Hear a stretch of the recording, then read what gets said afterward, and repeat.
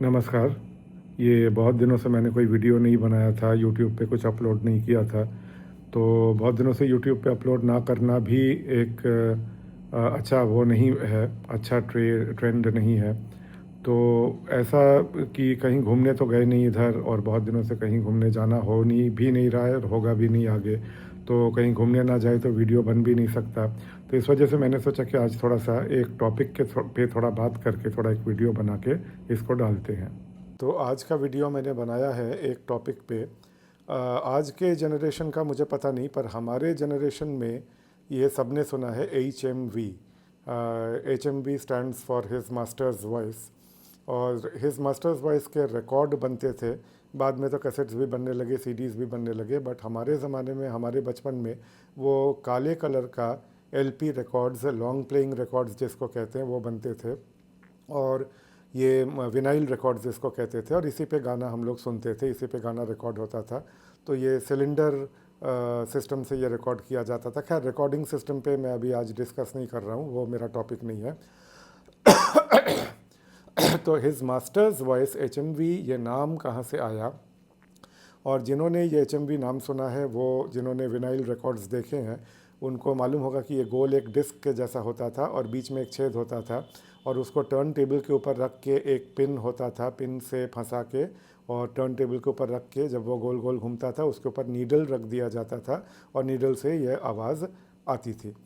तो उस पे जो बीच में या रिकॉर्ड के कवर में जैकेट जिसको कहते थे, उस पे भी एक पर्टिकुलर फ़ोटो लोगो बन के आता था HMV का, हिज मास्टर्स वॉइस का, जिसमें एक कुत्ता होता था और एक ग्रामोफोन का एक चोंगा, जिसको स्पीकर या भोंपू जिसको कहते हैं, वो होता था ग्रामोफोन में लगा हुआ।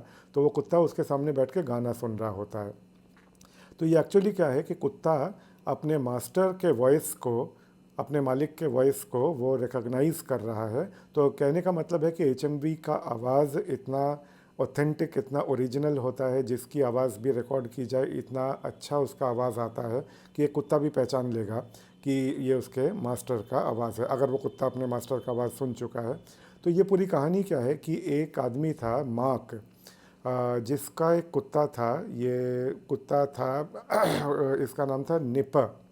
और ये निपर, NIPPER इसका स्पेलिंग है। निपर जो है, ये फॉक्स टेरियर कुत्ता था ये।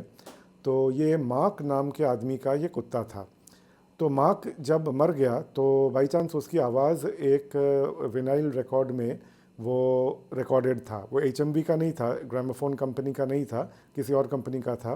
तो वो विनाइल रिकॉर्ड में वो रिकॉर्डेड था उसका आवाज़।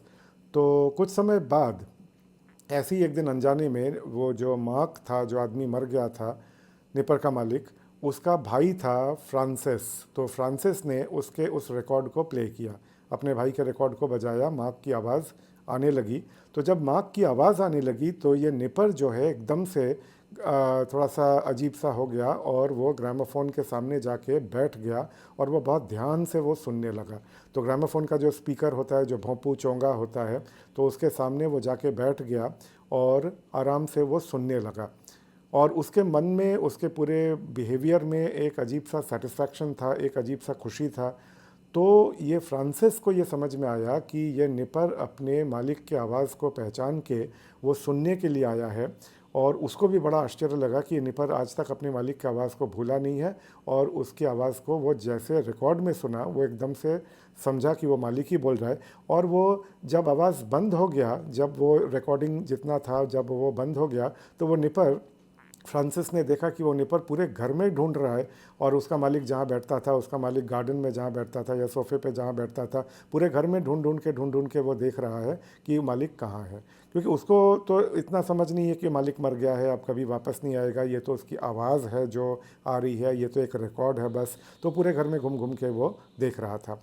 तो तब ये फ्रांसिस के दिमाग में एक आइडिया आया। तो फ्रांसिस ने क्या किया कि इसका एक पेंटिंग बनाया। वो शायद पेंटर था भी, मुझे अब इतना डिटेल मालूम नहीं है। तो उसने एक पेंटिंग बनाया कि एक ग्रामोफोन, ग्रामोफोन का वो भोंपू चोंगा लगा हुआ है, और निपर एक कुत्ता सामने बैठ के, फॉक्स टेरियर सामने बैठ के वो सुन रहा है।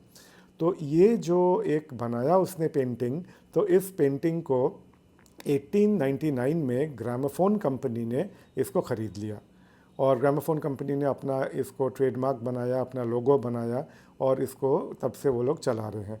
और करते करते धीरे धीरे ग्रामोफोन कंपनी नाम तो चलता रहा, पर ये कुत्ता जो अपने मालिक की आवाज़ को सुन के पहचान रहा है, वो जो फ़ोटो जो लोगो बना, वो हिज मास्टर्स वॉइस ये एक चल पड़ा नाम। तो हिज मास्टर्स वॉइस के एब्रीविएशन में HMV ये नाम चल पड़ा और HMV तब से ये फेमस हो गया। तो ग्रामोफोन कंपनी नाम तो ग्रामोफोन कंपनी है, बाद तक भी ग्रामोफोन कंपनी रहा, बट इसका एक निकनेम या एक जो पॉपुलर नेम, निकनेम तो नहीं कहना चाहिए, जो ज़्यादा पॉपुलर नेम हुआ, जो नाम से ज़्यादा जाना जाने लगा, वो HMV।